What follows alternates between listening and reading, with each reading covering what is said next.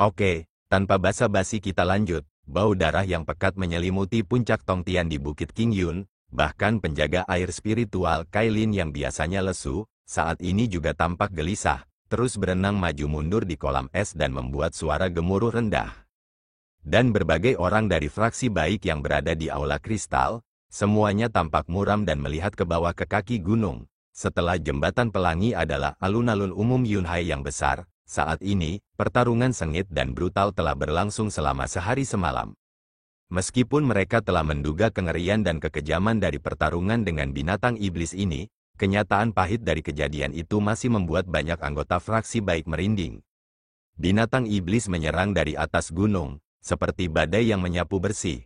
Meskipun anggota fraksi baik terus melakukan serangan dari samping, tetapi arus deras yang dibentuk oleh binatang iblis yang tak terhitung jumlahnya tidak peduli dengan sejumlah kecil musuh yang melakukan serangan diam-diam, seperti guntur yang bergemuruh, seperti gelombang pasang yang marah, menyapu bersih, mengalahkan siapapun dalam sekejap. Dan orang-orang yang mencoba menghalangi dan menyerang, merasa tidak berdaya, menghadapi masa hitam, membunuh satu atau dua atau bahkan selusin iblis, itu hampir tidak berarti apa-apa. Dan seperti itu, strategi awal mereka untuk menggunakan pertahanan alami gunung untuk memperlambat binatang buas, dalam sekejap, dirusak tanpa bisa diperbaiki oleh binatang buas yang brutal itu. Orang-orang fraksi baik dipaksa mundur ke puncak Tongtian, sampai binatang buas mencapai alun-alun umum Yunhai. Pendeta Daksuan dan yang lainnya bertindak tegas, mengumpulkan dan memusatkan sebagian besar kekuatan fraksi baik, untuk menghadapi musuh di alun-alun umum. Pada saat itu, cahaya terang dari senjata ajaib yang melayang di langit, di atas puncak Tongtian Yunhai, daging dan darah menyembur, tangisan menyedihkan terdengar tanpa henti. Pasang surut gelap, gelombang demi gelombang menghantam dengan dahsyat, dan di hadapan mereka, ratusan orang fraksi baik, setengah berdiri di tanah, setengah di udara, berbagai lampu cemerlang berwarna-warni menciptakan tembok kota dingin berwarna-warni, memancarkan cahaya sedingin es. Binatang-binatang iblis itu, seakan tidak mengenal rasa sakit maupun takut, bagaikan gelombang pasang yang menerjang, menghantam dinding cahaya yang lebarnya hampir beberapa mil itu, menghantamnya dengan tubuh mereka. Dalam sekejap, cahaya yang menyilaukan itu bergetar, lampu-lampu berkelebat dengan hebat, suara jeritan yang dingin bagaikan hujan lebat seketika menyapu puncak Tongtian, menusuk tepat ke dalam hati. Ratusan binatang buas yang ada di garis depan saat itu berubah menjadi daging cincang dan darah oleh cahaya dingin yang cemerlang, bau darah yang kental seperti angin kencang, menyapu melewati telinga, langit hujan darah meledak dengan suara benturan dan jatuh perlahan, sedikit demi sedikit, mendarat di wajah dan tangan orang-orang fraksi baik. Sebelum mereka sempat menenangkan diri, gelombang binatang buas lainnya telah tiba. Dinding cahaya halus awal segera menerima kekuatan penghancur yang sangat besar. Sejumlah area tertekan, menciptakan pandangan bengkok yang tidak teratur. Dan bahkan ada beberapa area, murid-murid dengan kekuatan yang sedikit lebih lemah. Kemauan yang tidak pasti yang tidak memegang senjata mereka dengan benar. Dengan dampak yang besar, dalam raungan keras, seketika ketika binatang buas itu menyerang, beberapa jatuh ke tanah, dalam teriakan tragis. Tidak ada seorang pun lagi yang melihat mereka. Di luar Crystal Hall, Pendeta Dao Xuan, Master Pu Hong, dan Yun Yilan tampak muram. Pendeta Dao Xuan melirik mereka berdua, keduanya mengangguk bersamaan. Yun Yilan berkata, kami akan mengikuti jejak kakak senior. Pendeta Dao Xuan menoleh ke belakang tanpa ekspresi, menatap ke bawah ke kaki gunung untuk beberapa saat, melihat di atas Yunhai, layar cahaya itu ditekan erat oleh gelombang hitam yang besar. Di antara orang-orang, beberapa yang lebih lemah bergoyang di tempat mereka, tampak seperti mereka tidak dapat bertahan lebih lama lagi. Kadang-kadang tangisan menyedihkan terdengar, dan bau darah di udara menjadi semakin kuat. Alisnya berkerut, tiba-tiba mendongak, melihat tinggi di atas langit, awan gelap menjulang, di cakrawala tempat angin dan awan berlarian. Tampak ada sosok misterius yang samar-samar. Pendeta Dao Xuan menatap dalam-dalam, setelah beberapa saat, berbalik. Xiao Yichai yang telah mengikutinya di belakangnya, melangkah maju. Pendeta Dao Xuan dengan acuh tak acuh berkata, kamu bisa pergi. Xiao Yichai mengerti dan segera berbalik, melambaikan tangan kanannya dan terbang terlebih dahulu. Diikuti oleh sekitar 100 orang dari fraksi baik di belakangnya. Walaupun jumlah orang itu tidak sebanyak orang-orang di alun-alun, tetapi cahaya yang cemerlang dari senjata sakti mereka sangat menyilaukan, jauh melampaui para pengikut di bawah. Sekilas, jelas mereka semua adalah pengikut elit dari berbagai cabang fraksi baik dan beberapa makhluk abadi yang independen. Di bawah pimpinan Xiao Yichai, sekelompok orang itu terbang menuju pertarungan krusial di alun-alun. Suara gemuruh guntur, kilat menyambar-nyambar di langit, seakan-akan kembali ke badai yang terjadi beberapa tahun yang lalu. Entah mengapa, meskipun langit sedang hujan, masih ada bulan yang bersinar terang di cakrawala, sangat terang dan sangat putih. Sensasi hujan yang menyentuh wajah, begitu menyejukkan. Zhang Xiaofan menoleh ke belakang dengan kaku, angin dan hujan bersiul, desa kecil itu akhirnya menghilang dengan tenang. Dia tidak dapat menahan diri untuk tidak mengulurkan tangan dan mencoba menangkap sesuatu tetapi hanya udara kosong. Tepat di belakangnya, sepasang mata Puzi, diam-diam memperhatikan sosoknya. Saat berikutnya, dia sudah berada di ruangan yang sudah dikenalnya. Aroma unik lembah bambu besar, saat lingkungan sekitarnya muncul, begitu akrab dan intim. Dari kejauhan dia bisa mendengar obrolan dan tawa samar kakak-kakaknya, dan suara Dahuang dan Xiao Hui yang sedang bermain-main, dan suara langkah kaki yang begitu akrab. Seorang gadis muda tersenyum seperti bunga, menyerbu ke dalam ruangan, tertawa dan berteriak, "Pelacur besar pemalas, cepat bangun, naik gunung dan kerjakan pekerjaan rumahmu memotong bambu." Tubuhnya bergetar, tiba-tiba tembok pertahanan yang dibangunnya dalam hatinya selama bertahun-tahun hancur, runtuh. Air mata mengalir di wajahnya. Telapak tangannya yang layu terentang dari belakang, menepuk bahunya dengan lembut. Suara yang lembut itu berbisik, "Ada apa, nak? Mengapa kamu menangis?" Zhang Xiaofan menoleh cepat, menatap wajah penuh belas kasih itu. Tubuhnya tak kuasa menahan ketegangan. Ia menatap dalam-dalam ke mata di depannya, ingin melihat jauh ke dalam hati biksu tua yang baik hati ini.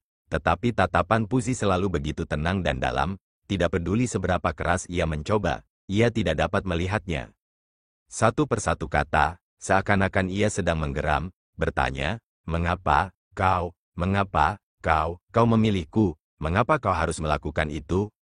Puzi tidak menjawab, masih memandang Zhang Xiaofan dengan penuh belas kasih. Selain kebaikan hati, tetap saja ada ketenangan, tidak ada gejolak emosi, apalagi penyesalan. Segala sesuatu di sekitarnya menghilang lagi. Hanya menyisakan mereka berdua di seluruh dunia. Zhang Xiaofan, tidak, menatapnya sekarang dia tampaknya telah berubah menjadi iblis. Tatapan merah darah yang ganas sekali lagi mengambil alih matanya. Dari kepala sampai kaki memancarkan aura niat membunuh. Suara ringan, pakaiannya terbelah terbuka di bagian depan, tongkat jahat pemakan jiwa berkilauan dengan cahaya merah gelap samar naik, secara horizontal di depan dadanya. Mata Puzi akhirnya terkejut sesaat. Perlahan menatap benda yang tidak menyenangkan itu. Di bagian atas tongkat, bola jahat yang bersinar terang saat ini, garis-garis merah gelap menutupi seluruh bola itu, seolah-olah itu juga menatapnya, dengan perasaan mencibir. Bau darah yang sangat menyengat dan menyesakkan, tiba-tiba muncul di hadapan Gosli dari udara tipis lalu menyerbu bagai longsoran salju, bagai angin kencang yang bertiup. Jubah biksu Puzi berkibar tertiup angin, menatap kosong. Cahaya merah yang ganas itu dengan sedikit keputusasaan, bagai binatang yang terperangkap, menyerbu ke arah itu. Dia tidak menunjukkan sedikit pun niat untuk menghindar, berdiri di sana, tak bergerak. Pada saat berikutnya, keputusasaan dan cahaya merah yang ganas itu melewati tubuhnya, berhenti perlahan di belakangnya, mengembun membentuk sosok Gosli.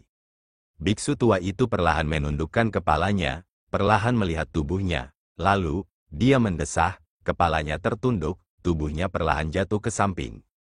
Di belakangnya, Gosli tiba-tiba berbalik, menatap Puzi, ekspresi di wajahnya seperti badai yang dahsyat, berubah dengan cepat, perlahan-lahan, tatapan ganasnya memudar, tatapan sedihnya muncul kembali, cahaya merah di matanya meredup, dia menatap kaku ke tubuh yang perlahan kehilangan nyawa itu, pada saat itu, mengeluarkan jeritan yang menyayat hati.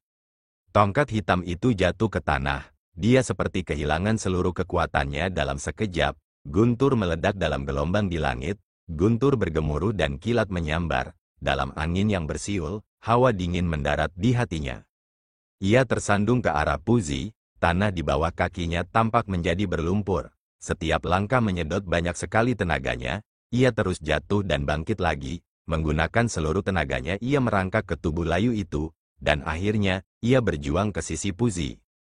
Dengan satu genggaman, ia menggenggam erat tangan yang layu itu. Selama beberapa tahun ini, telapak tangan yang paling intim itu tergenggam dalam tangannya, matanya sudah basah. Guru, guru, ia terisak, menangis pelan, air mata mengalir di wajahnya, dengan sedikit histeris. Kenapa, kenapa, sebenarnya untuk apa ini?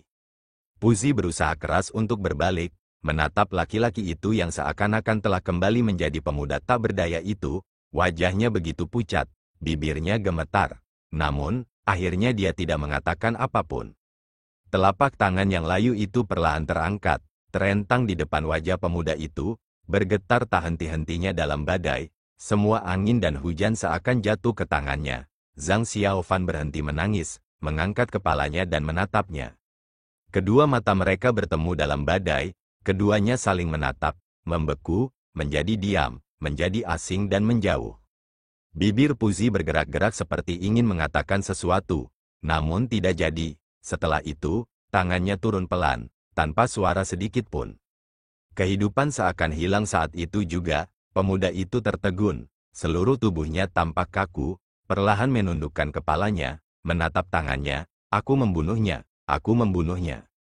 Kemudian seperti suasana aneh di sekitarnya, perubahan aneh tiba-tiba terjadi di tubuhnya. Saat berikutnya, wajahnya menampakkan ekspresi ganas dan kejam, berubah menjadi ghostly. Saat berikutnya, tampak sangat kesakitan, seolah-olah dia telah berubah menjadi murid King Yun yang dulu sederhana. Zhang Xiaofan, tepat di samping tubuh Puzi, dia meronta kesakitan.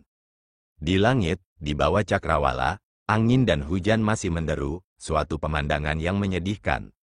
Xiao Yichai dan murid-murid elit lainnya bergabung dalam pertempuran, segera mengendalikan situasi.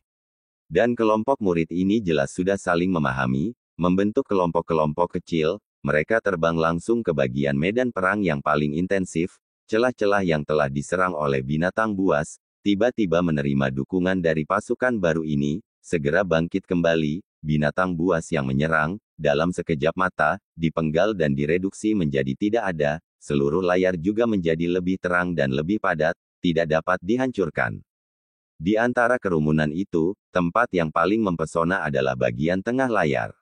Lu Sueki memegang pedang surgawi tianya, bagaikan peri dari 9 surga, berdiri gagah di antara awan-awan, dalam ribuan sinar cahaya, tianya bagaikan pisau pembantaian berdarah, hujan darah menyembur kemanapun ia pergi, pecahan-pecahan tulang yang patah, menumpuk hingga membentuk bukit kecil di bawah kakinya. Seiring berjalannya waktu, belum lagi para binatang buas yang merasa takut terhadap gadis cantik yang dingin ini yang pakaiannya telah berubah dari putih menjadi merah muda, bahkan para anggota fraksi baik di belakang Lu Sueki, semuanya terkejut. Di medan pertempuran hidup dan mati ini, Lu Sueki tidak peduli dengan hidup atau mati, menyapu sepanjang dan sepanjang napas, seringkali menyerbu ke dalam kumpulan binatang buas dalam jarak sehelai rambut, menimbulkan hujan dan hujan darah dari hujan dan angin. Namun, di wajahnya, tidak ada ekspresi sama sekali, tidak ada rasa takut atau sakit, tidak ada rasa terkejut atau benci, bahkan bau darah binatang buas yang telah tertumpah padanya, dia yang selalu mencintai kebersihan, Lu Sueki tidak menunjukkan reaksi apapun. Dia hanya terus berjuang, menggunakan seluruh kekuatannya, di tengah hujan darah dan angin, wajahnya yang dingin namun cantik, tampak sangat menyentuh, mengejutkan yang lain dan tidak ada yang berani mendekat. 1 jam berlalu dengan tenang, aliran air hitam masih menekan layar cahaya itu tetapi pada akhirnya tidak menembusnya. Alun-alun yang dulunya seperti surga, dipenuhi tubuh-tubuh tak bernyawa dan noda-noda darah yang berubah menjadi sungai. Di langit yang gelap, awan-awan gelap menjulang rendah, mengawasi semuanya dengan dingin.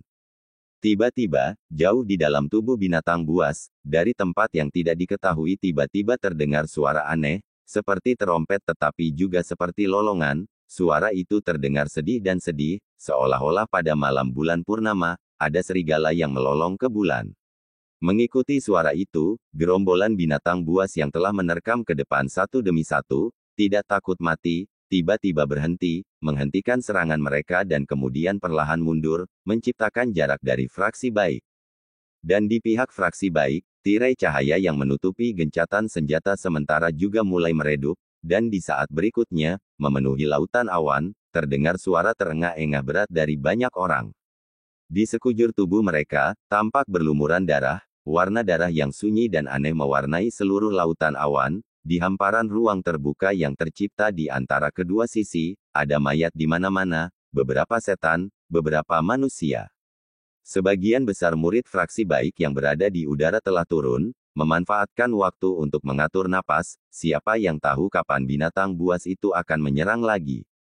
Hanya beberapa murid yang sangat terampil masih terbang dengan waspada di udara, mengawasi bagian depan.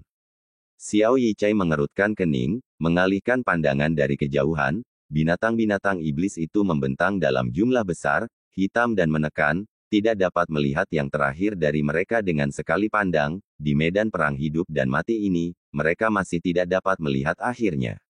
Dia mendesah pelan dalam hati, berbalik, tiba-tiba tertegun, melihat tidak jauh darinya, Lu Sueki berdiri diam di udara, bau darah bertiup, pakaian yang diwarnai merah oleh darah berkibar pelan. Di wajah yang tak tertandingi itu, tak ada sedikit pun tanda kemarahan, hanya menatap ke depan, ke arah gumpalan hitam itu. Alis Xiao Yichai berkerut, secara intuitif merasakan ada sesuatu yang salah dengan emosi Lu Sueki, hendak maju dan bertanya ketika tiba-tiba di antara gerombolan binatang buas, terdengar suara gemuruh sekali lagi. Saat berikutnya, seperti suara guntur yang bergemuruh, suara langkah kaki yang berderap, aliran hitam seperti tsunami yang tak henti-hentinya, kembali menyerbu. Dan kali ini, di antara binatang buas, selain yang ganas itu, ada setan raksasa, memamerkan taring dan mengacungkan cakar, menuju ke sana. Pada saat itu, semua orang dari fraksi baik mulai berdiri, cahaya terang dari senjata mereka beterbangan menari-nari di angkasa, sekali lagi membentuk dinding tirai raksasa. Xiao Yichai langsung teralihkan, ketidakpastian sesaat Lu Sueki telah ia lupakan. Saat ini, di mata semua orang, hanya ada gelombang hitam itu, yang mendekat dari jauh, berderap dan melolong, membawa napas kematian, mengalir deras. Seperti guntur dalam keheningan, merobek langit dan bumi, suara yang memekakkan telinga kali ini berasal dari hantaman gelombang hitam terhadap layar cahaya. Tekanan kematian tampaknya langsung meningkat, tubuh dan tulang yang patah sekali lagi jatuh seperti hujan, tubuh yang tercabik terlempar ke udara, menusuk cakar yang tajam.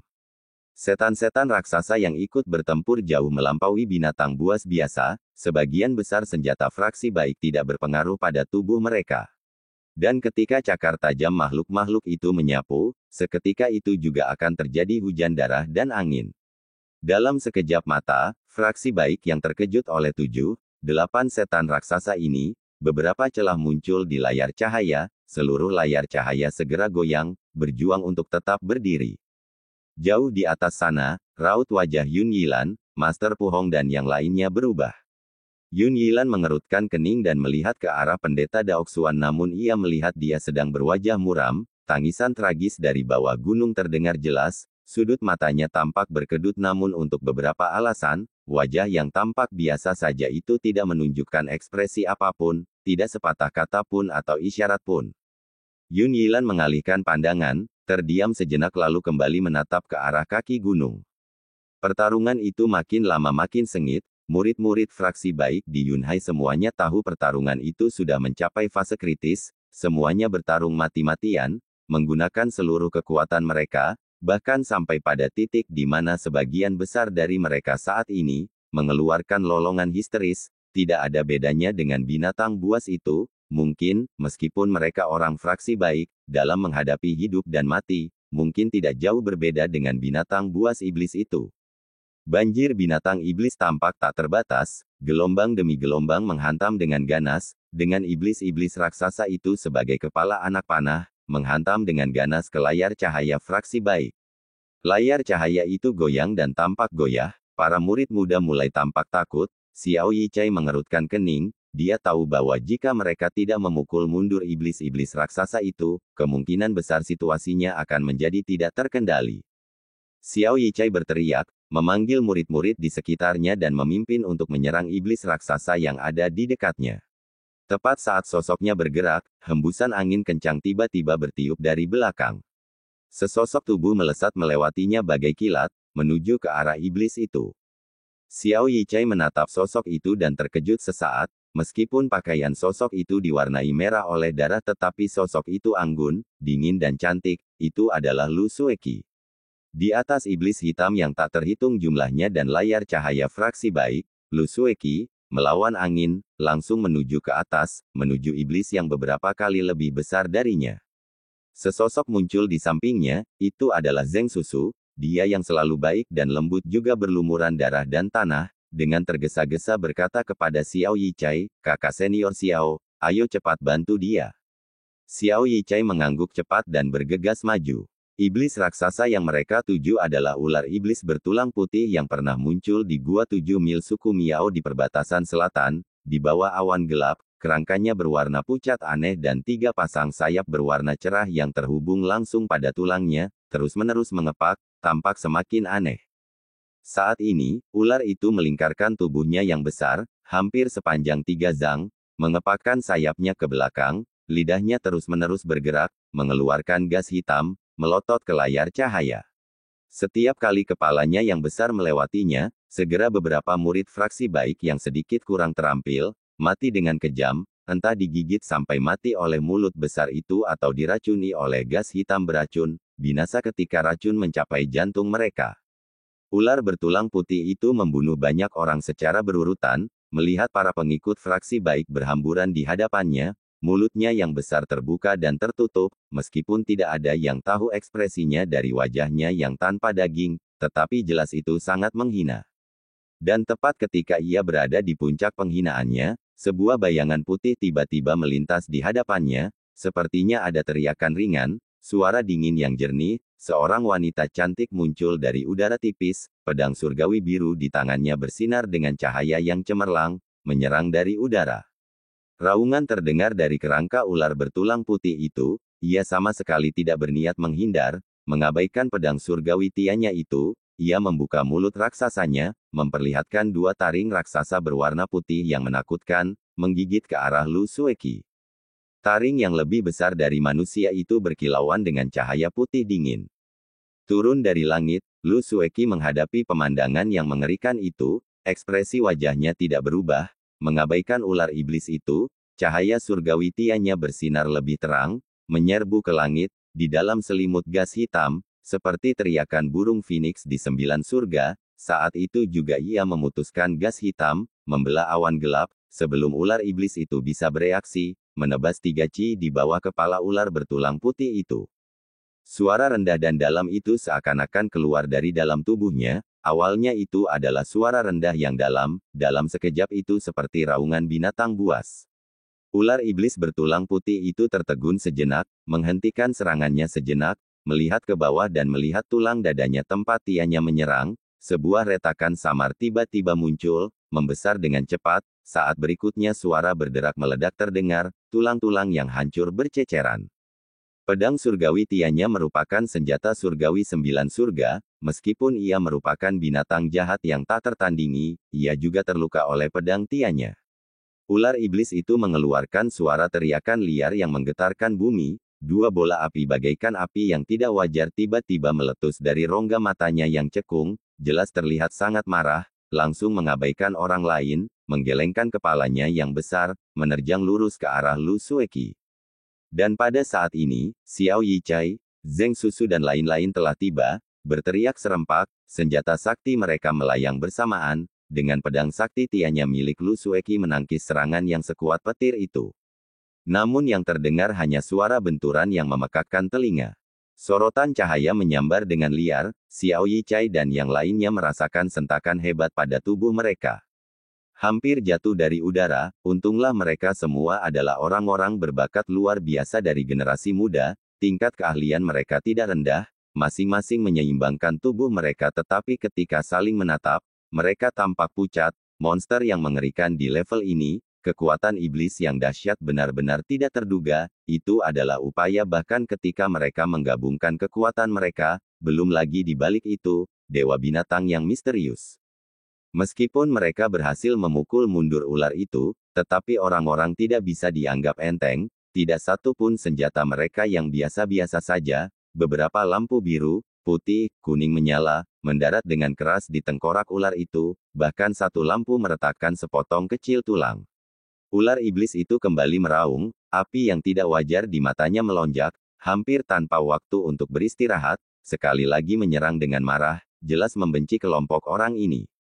Xiao Yichai, Lu Sueki, Zheng Susu semuanya terbang, serangan ular iblis itu terlalu ganas, bagaimanapun juga mereka tidak dapat menangkisnya dan mengikuti serangan mulutnya yang raksasa, gas hitam beracun keluar, perasaan mual bahkan dari jauh, tanpa pilihan lain, kelompok itu dengan refleks mereka yang lincah, mengepung ular besar ini dan mulai mengepungnya.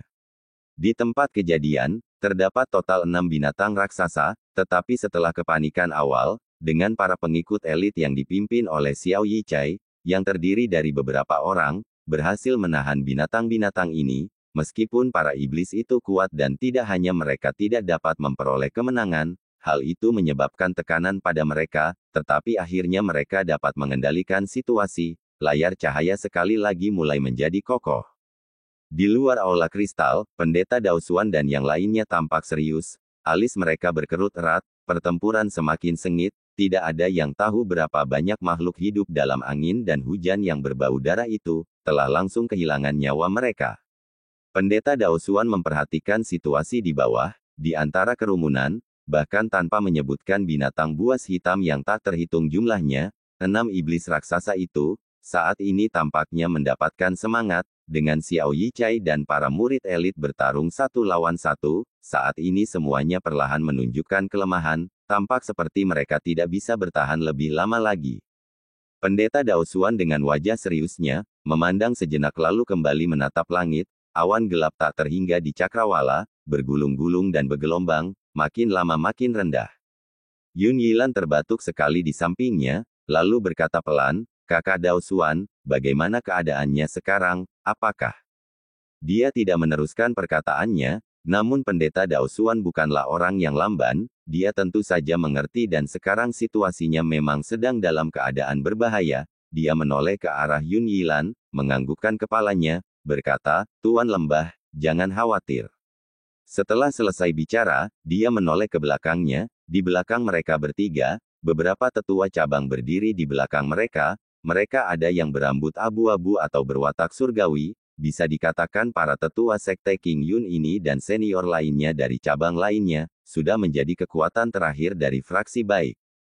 Pendeta Daosuan terdiam cukup lama, akhirnya berkata perlahan, "Semuanya, tundukkan kepala." Tak seorang pun berbicara, setelah pendeta berkata demikian, beberapa orang terakhir di antara mereka, beberapa mengangguk sedikit atau menangkupkan tangan sebagai isyarat balasan, sinar-sinar cahaya langsung menyambar, beberapa tetua terakhir dari fraksi baik melompat ke atas pada saat yang sama, menuju kaki gunung.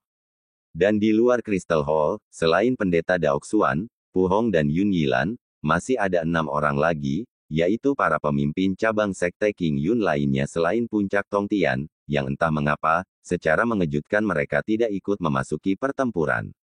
Pendeta Daosuan menghadap mereka, menganggukkan kepalanya dan berkata, "Semuanya, sepertinya situasinya sudah di titik kritis, masalah dalam rencana awal, harus bergantung pada kalian semua." Di antara keenam pemimpin itu, Qi Hao dan para junior muda yang baru ditunjuk maju memberi penghormatan. Hanya Tian Buyi, Zheng Suchang dan Master Sui Yue. Ketiganya tampak tenang. Setelah mendengarkan instruksi pendeta Daosuan, yang lainnya juga tampak menyadari masalah itu.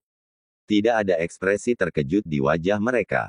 Hanya ekspresi samar-samar yang tampak melintas di wajah Tian Buyi. Seketika keenam orang itu membungkuk hormat kepada pendeta Daosuan dan kemudian terbang, namun mereka semua menuju ke arah yang berbeda, tampak seperti mereka semua terbang ke gunung mereka sendiri. Hanya Tian Buyi yang entah mengapa, berhenti dan menoleh untuk melihat pendeta Daosuan. Pendeta Daosuan terkejut dan berkata, "Adik Tian, ada apa?"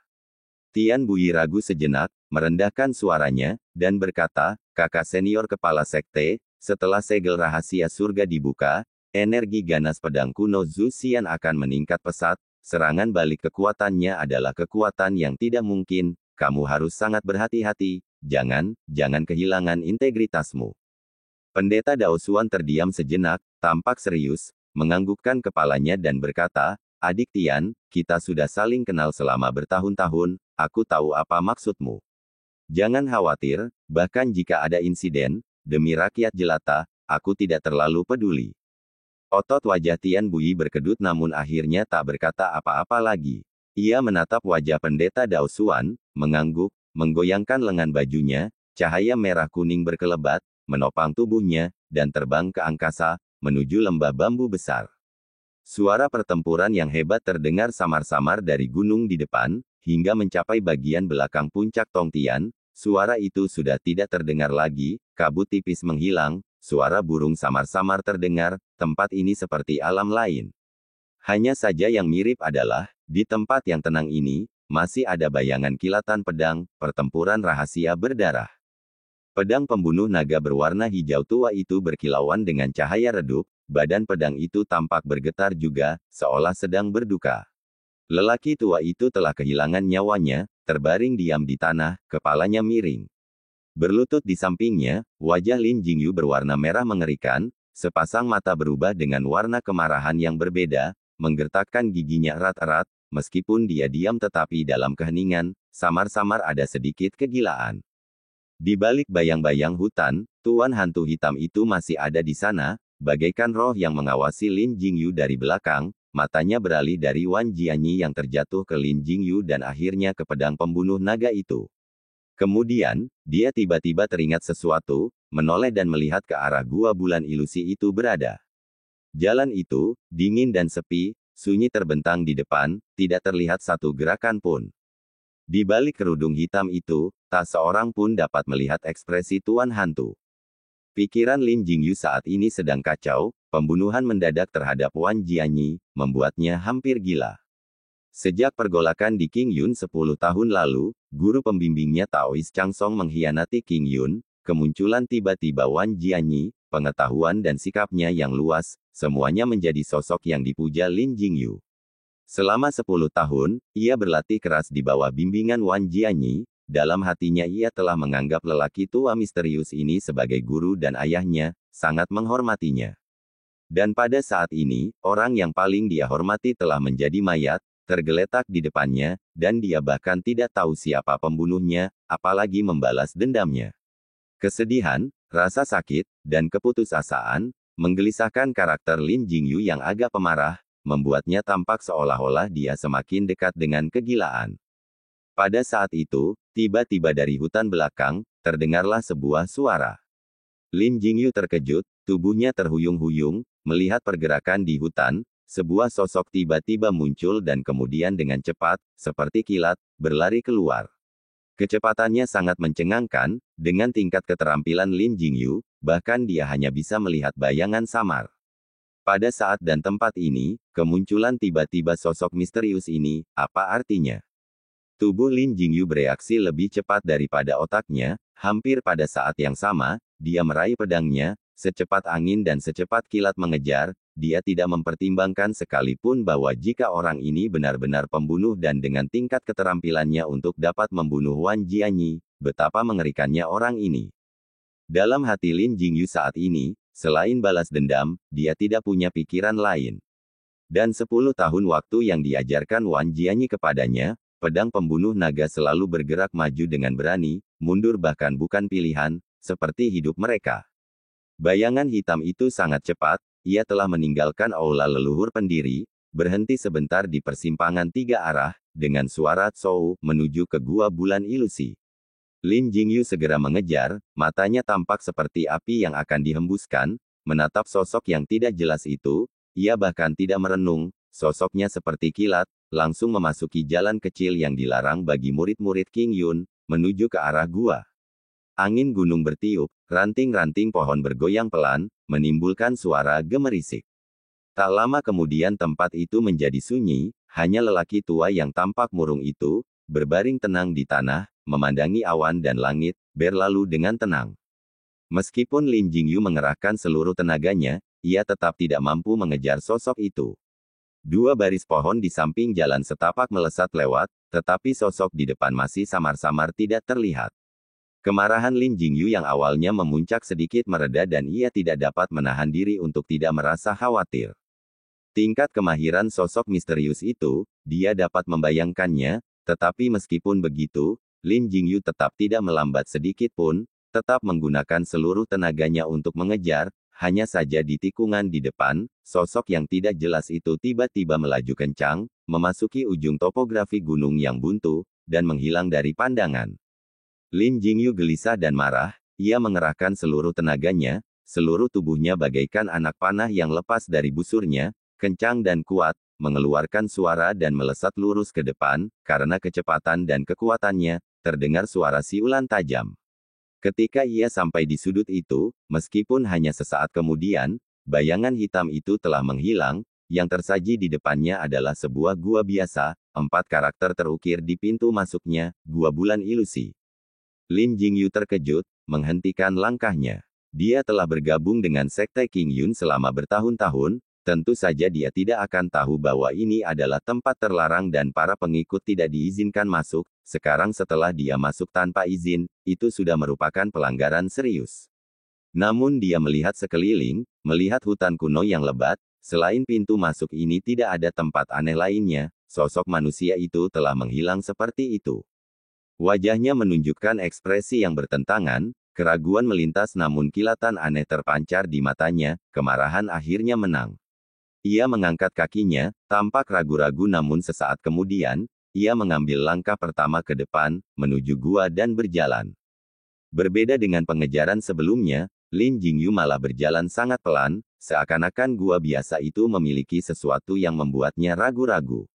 Namun, meskipun begitu, dia segera tiba di pintu masuk gua, menarik napas dalam-dalam, mengatupkan gigi, dan melangkah masuk.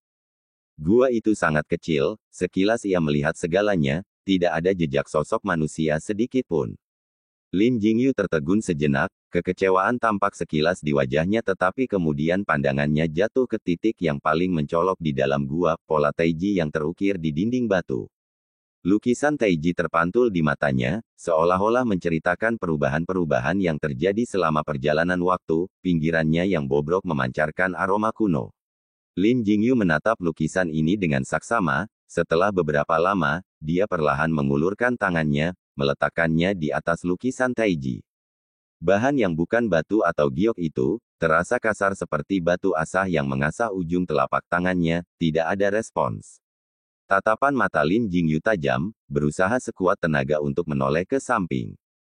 Tanpa peringatan apapun, bahkan dinding batu itu sendiri tidak menunjukkan sedikit pun perubahan. Tiba-tiba hawa panas yang membakar terpancar dari gambar itu, langsung menyerang lengan Lin Jingyu. Sebelum Lin Jingyu sempat bereaksi, seluruh lengannya tampak terpanggang dalam kobaran api, darah di tubuhnya mendidih, wajahnya langsung memerah, dahinya dipenuhi keringat. Tanpa diduga gambar taiji biasa seperti itu menyembunyikan perisai kekuatan yang mengerikan, Lin Jingyu terkejut, tanpa sadar ingin menarik lengannya, tanpa diduga lengannya dipegang erat oleh semacam kekuatan tak terlihat, tidak dapat menarik tangannya. Pada saat yang sama, dinding gua di sekitarnya tiba-tiba mulai mengeluarkan suara tumpul, seperti terbangun dari tidur nyenyak. Suara-suara aneh itu makin lama makin keras, perlahan-lahan berkumpul ke arah Lin Jingyu, dan hanya dalam sekejap, telapak tangannya berubah menjadi panas tak tertahankan. Lin Jingyu panik, menggertakkan giginya, tubuhnya terasa seperti meledak karena energi panas, dia hanya bisa menggunakan semua kemampuannya untuk melawan, menggunakan seluruh pelatihan seumur hidupnya di Sekte Qingyun Taiji Xuan Qingwei dan menyalurkannya dengan seluruh kekuatannya ke telapak tangannya, berharap untuk melawan panas misterius itu.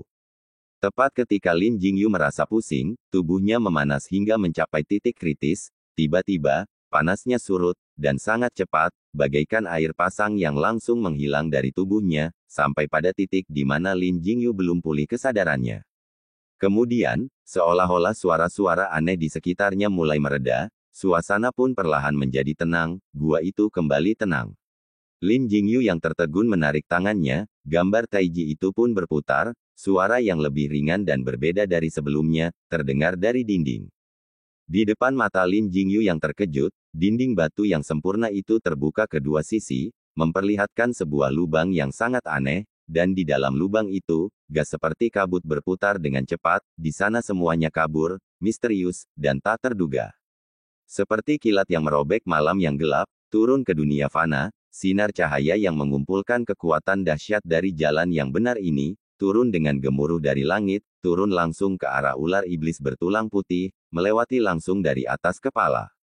Pada saat itu, kekuatan dahsyat meledak dari tubuh raksasa itu, para murid King Yun di sekitarnya terdorong menjauh dari hantaman udara yang tak terlihat itu.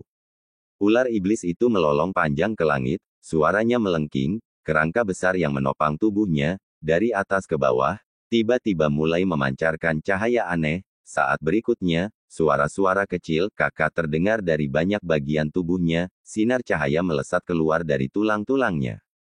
Kemudian, mengikuti suara keras, tubuh raksasa ular iblis itu jatuh, menciptakan lubang yang dalam pada lempengan batu giok putih di bawah tubuhnya. Setelah berjuang di tanah beberapa kali, akhirnya berhenti bergerak. Sinar cahaya yang menyilaukan itu perlahan menghilang, memperlihatkan 7 tetua, Lu Sueki, Xiao Yichai dan yang lainnya di cakrawala. Di bawah mereka, di samping tubuh monster iblis raksasa itu, mayat-mayat tergeletak di mana-mana, di antaranya ada 4 tetua King Yun yang terbaring selamanya dalam keabadian. Dan mereka yang masih hidup, banyak yang terluka. Di generasi yang lebih muda, Lu Sueki, wajahnya sedingin es tetapi setengah dari pakaiannya sudah diwarnai merah. Xiao Yichai bernasib lebih baik, tampak cukup baik, hanya Zheng Susu yang berusaha bertahan. Setelah menyaksikan kematian monster ini, dia menghela napas lega dan tiba-tiba kepalanya miring, jatuh pingsan. Semua orang terkejut namun untunglah Xiao Yichai ada di sampingnya, menangkap jasadnya, setelah memeriksanya, merasa lega dan memberitahu yang lain pun merasa lega dan setelah itu mereka melanjutkan bergabung dalam pertempuran. Sejak beberapa tetua bergabung dalam pertempuran, untuk pertama kalinya pertempuran besar ini akhirnya mulai beralih ke fraksi baik. Keterampilan para tetua itu jauh melampaui murid-murid biasa, meskipun jumlah mereka sedikit tetapi dampaknya sangat besar. Dengan upaya gabungan para tetua, Xiao Yichai, Lu Sueki, Zheng Susu dan murid-murid muda lainnya, beberapa iblis itu meskipun kuat tetapi ditekan oleh orang-orang itu dan akhirnya dibunuh. Namun, iblis-iblis itu bagaimanapun juga brutal dan kejam, fraksi baik juga membayar harga yang mahal. Namun di tengah teror seperti ini, siapa yang akan mengingat kawan-kawan yang telah tewas?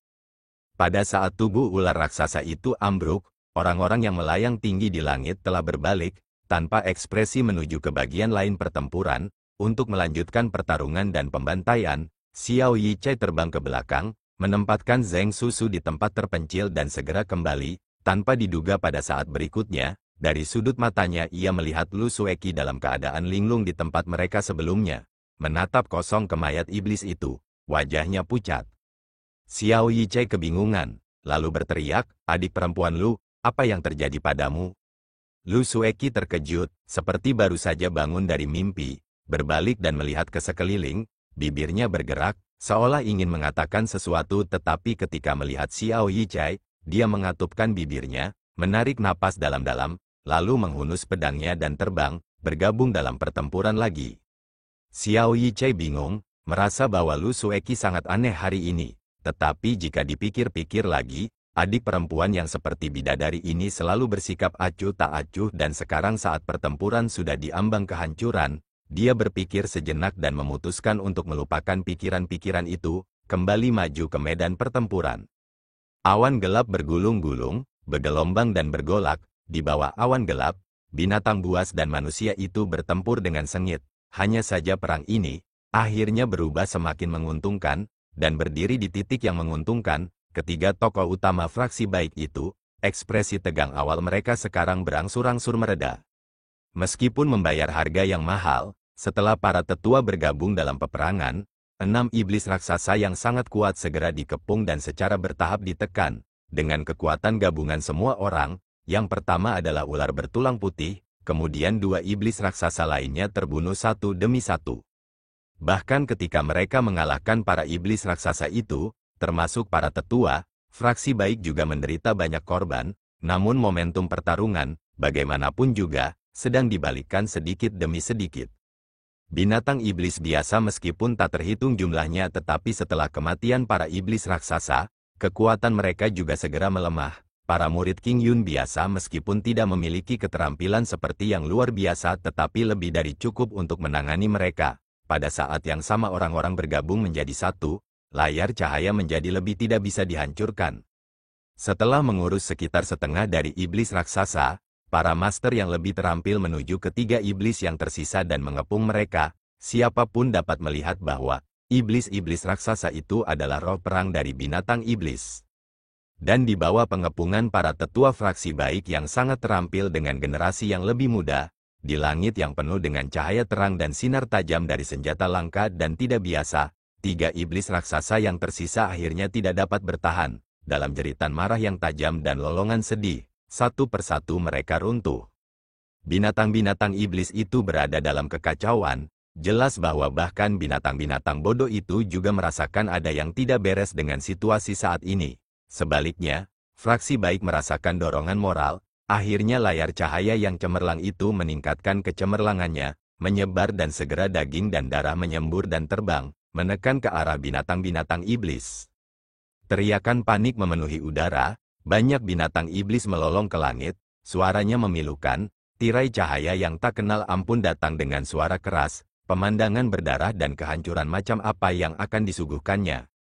Lalu, di tengah gemuruh dan lolongan yang tak terhitung jumlahnya, di langit, di cakrawala, awan-awan hitam yang mengepul itu tiba-tiba terdiam, seakan-akan dunia tiba-tiba membeku. Lalu, ada suatu kilauan, dari awan-awan yang gelap dan sunyi itu, bersinar keluar. Cahaya putih kecil, saat berikutnya, awan gelap berhamburan, seperti tornado yang menyapu langit dan bumi, bertiup melewati langit angin dan hujan. Dari ceruk awan gelap, tiba-tiba pusaran besar berputar cepat, awan gelap yang tak terhitung jumlahnya setelah digulung, tersebar, tidak meninggalkan jejak. Ada sosok seorang pemuda, keluar, tanpa ekspresi menyaksikan adegan pertempuran, dunia manusia yang berdarah, dari atas, seperti dewa-dewa legendaris, rambutnya yang hitam bergerak tertiup angin, monster hitam aneh di belakangnya, tampak gelisah, bergerak gelisah, membuat geraman pelan. Dan pada saat kemunculannya, semua binatang berhenti, mengangkat kepala mereka ke arah langit, melolong kepada sosok itu. Puluhan ribu binatang melolong, awan-awan hitam berhamburan, bagai arus ganas, membubung tinggi ke angkasa, seakan-akan naik ke 9 langit. Tak satu pun orang dari fraksi baik yang tidak mengubah raut wajahnya. Pendeta Daksuan berdiri di luar aula kristal, mengerutkan kening, dia bergumam pada dirinya sendiri, apakah ini dewa binatang? Gua bulan ilusi dunia yang surrealis dan ilusi itu. Bulan bulat yang samar itu berkilauan dengan cahaya aneh, masih tergantung tinggi di cakrawala, terlepas dari angin atau hujan, ia selalu memancarkan cahaya redup, dan manusia yang berjuang di dunia ini, tampaknya telah berpencar, hanya menyisakan satu orang, sendirian dan tersesat. Siapakah aku? Tanyanya lembut sambil mengangkat kepalanya ke bulan, untuk apa aku hidup? Ia bertanya seperti itu dengan suara lirih, tidak tahu apakah kepada bulan yang samar di cakrawala, atau kepada relung hatinya sendiri. Setengah dari masa hidupnya yang penuh gejolak, gelombang raksasa yang ganas, masa lalu, adegan demi adegan, mengalir ke dalam hatinya, sosok-sosok yang pernah dikenalnya dalam hidupnya, orang-orang yang pernah ia rawat dengan tulus, satu demi satu melintas di benaknya, namun, semuanya tanpa meninggalkan sedikit pun jejak, diam-diam menghilang begitu saja. Ia merasa enggan, tanpa sadar mengulurkan tangannya, ingin menangkap sesuatu, namun tangannya di udara, akhirnya tetap meraih udara. Tidak ada sama sekali, hanya cahaya bulan dari cakrawala, yang menerobos angin dan hujan yang bertubi-tubi, tetap menyinari tubuhnya, menyinari pakaiannya. Terpuruk di tanah, bagai terkoyaknya seluruh lapisan luar, di dunia yang sepi ini, ia tak perlu kuat, badai berangsur-angsur reda, debu pun terdiam membisu, tubuh itu, tampak seakan-akan segera tenggelam ke dalam dunia sunyi ini, berakhir dalam kesunyian.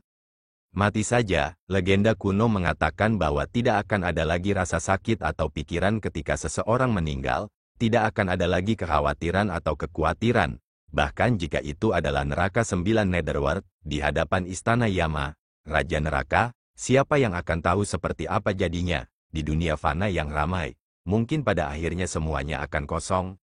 Akan tetapi, tubuh yang diam itu tiba-tiba bergetar, cahaya bulan di cakrawala tampak bergetar pula lalu memancarkan sinarnya, menyinari tubuh itu.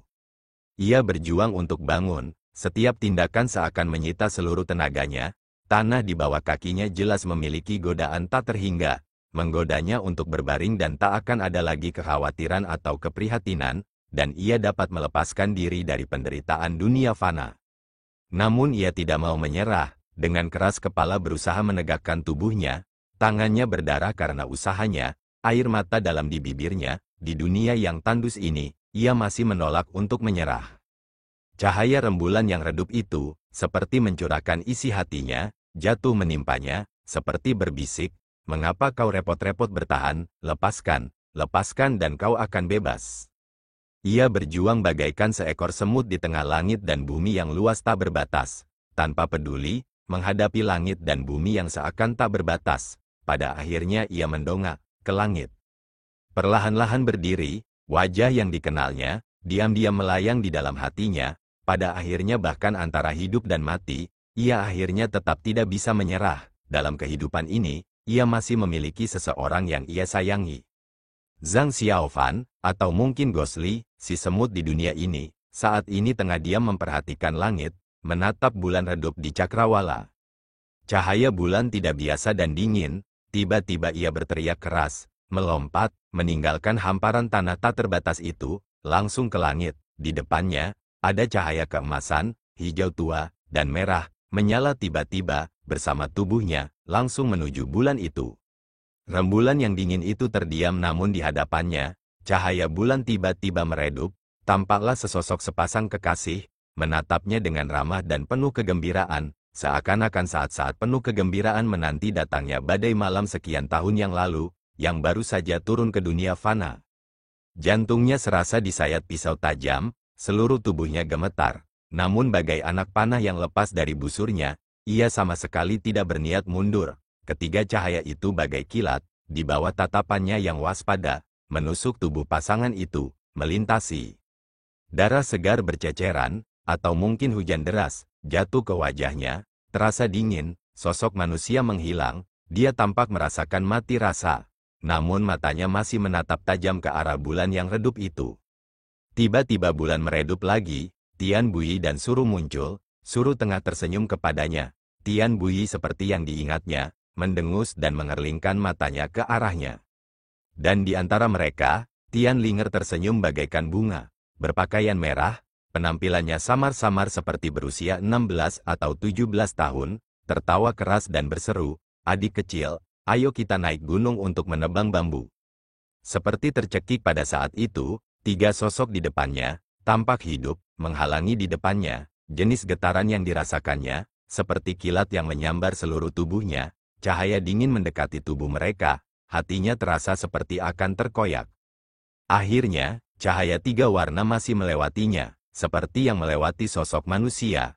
Rasa dingin dari ujung kepala sampai ujung kaki, mengalir turun, tubuhnya di udara, wajahnya seputih selembar kertas, tiba-tiba dia membuka mulutnya. Wah, mengeluarkan suara memuntahkan seteguk darah, mewarnai pakaian di dadanya menjadi merah, wajahnya tampak lebih pucat.